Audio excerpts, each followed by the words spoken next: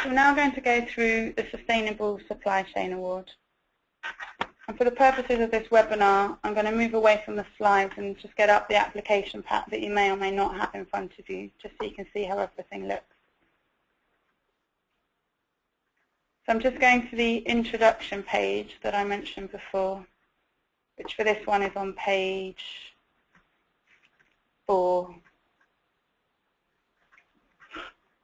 So, the Sustainable Supply Chain Award. This has evolved from previous Responsible Supply Chain Award categories. It now recognises businesses that are leading transformation, innovation and impact down their supply chains to help shape a more sustainable business model. As mentioned, the guidance notes, which are further on in this application pack, provide more information to introduce the category. But essentially, this award is going way beyond standard supply chain risk and compliance management to look for true collaboration with your supply chain to shape a transformed, more sustainable business model. You'll see on screen now in the introduction section, we've got some examples of what may be included when we're talking about leadership in this area. But to elaborate on some of these, the first one may be collaborative innovation with your supply chain. This may be for product stewardship, more efficient products or services, or a new, more sustainable solution, which may also bring your business to a new market. Another example may be working with other stakeholders within the industry to progress wider impact, such as a new standard for your whole industry. A living example of this is from a previous award winner, Lendlease. They worked with Achilles in creating Building Confidence, which was a program for the construction industry as a whole and was raising the standards around efficiency.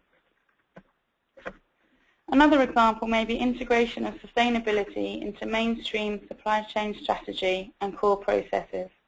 This is crucial. By linking key social, environmental and economic trends to sourcing processes and realizing the impact they are having and will have, will enable alternative solutions to be found. Such as, one solution may be, if you discover there is an unsustainable raw material resource for a certain product that you're providing, involving your supply chain in the closed loop program will be one example of how you may make your raw material resource more sustainable. And many of you may be doing this already with working like organisations like NIST. Supporting the long-term security of your supply chain can be achieved through such things as commitment to local sourcing. Another living example of this is last year's winner of the Responsible Supply Chain Award.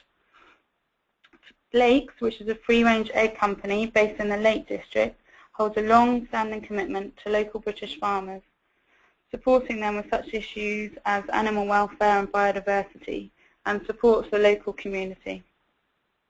They're just some of the examples that we're looking for within this award, but there may be others that your business is doing that we haven't covered, so these are perfectly acceptable as well.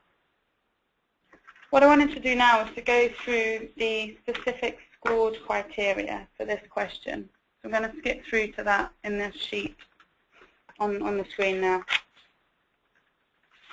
As you'll see, as I mentioned before, those sections 1 and 2 are not scored and are the same for every category.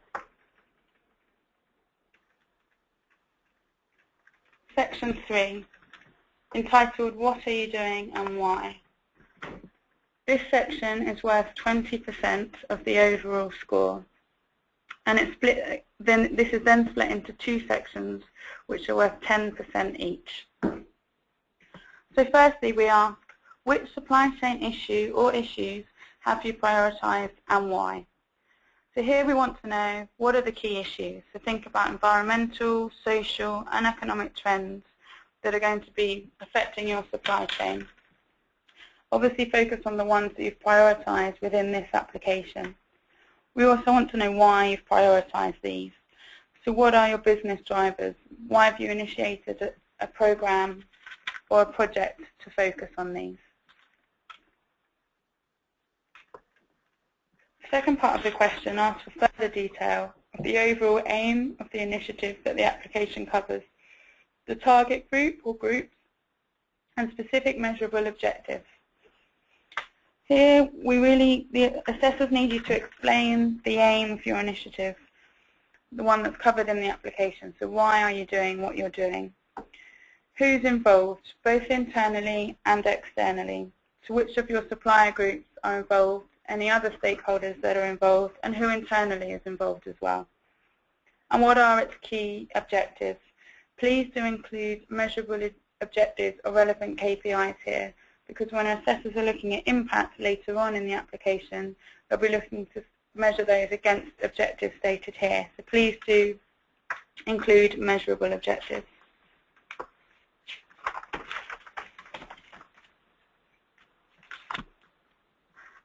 The next section is all about how. So here, we and the assessors really want to understand how this program is working. And this section is worth 20% of the overall score. Again, this how section is split into two further sections, and they're both worth 10% each. We split them into internal development and external collaboration. So internal development. This section seeks evidence of the management processes, responsibilities and resources in place within your organisation to implement your approach to a sustainable supply chain. So really what we want to know here is, how are you managing the initiative? What processes have you got in place to ensure it's continually improving? Who has responsibility for this?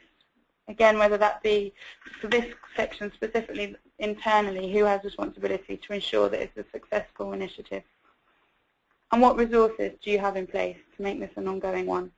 And here you can include financial and human resources, and anything else that has gone into ensuring the program is a success. We then move on to look at external collaboration. So this section seeks evidence of how you involve your suppliers and other key stakeholders to ensure you maximise the sustainability of your supply chain through innovation and collaboration. Again, this is specifically about how. So how do you involve your supply chain? Earlier you would have explained which groups you're focusing on, but what is it you're actually doing with them to ensure they're involved in your project? And what other key stakeholders are involved as well? And how are they collaborating with you in this particular project? The next section will talk about impact, which I'll cover in a second. But because we want to ensure the initiative has maximum impact, this is why we're really interested in collaboration here and who you're working with and how.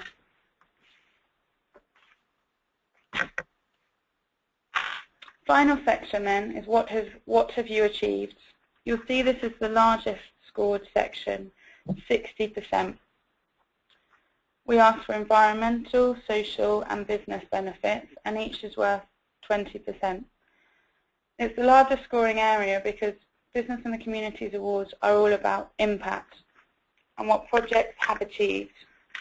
So it's worth spending some time on this particular section. Environmental benefits.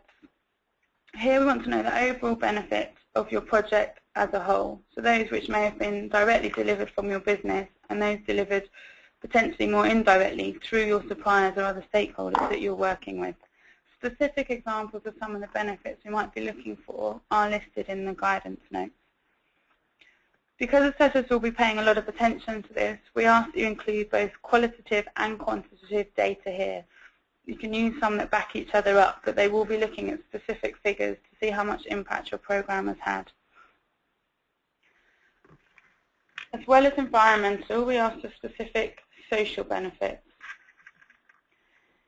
Here we want overall social benefits that your sustainable supply chain programs have delivered. And this will include benefits specifically to businesses within your supply chain. So benefits that will have benefited them as a business, as well as communities and areas that they're working in. Again, please do include qualitative and quantitative measures here.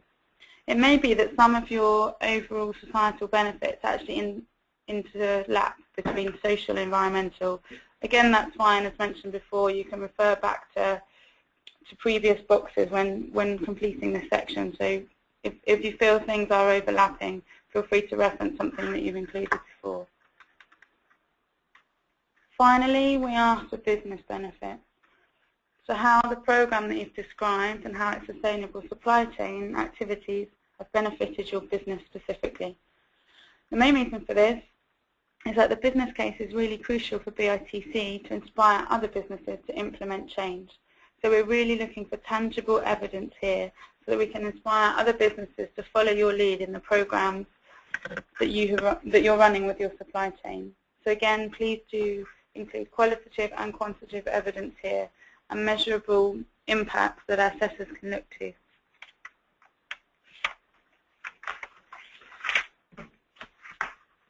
And that's the end of Sustainable Supply Chain Award.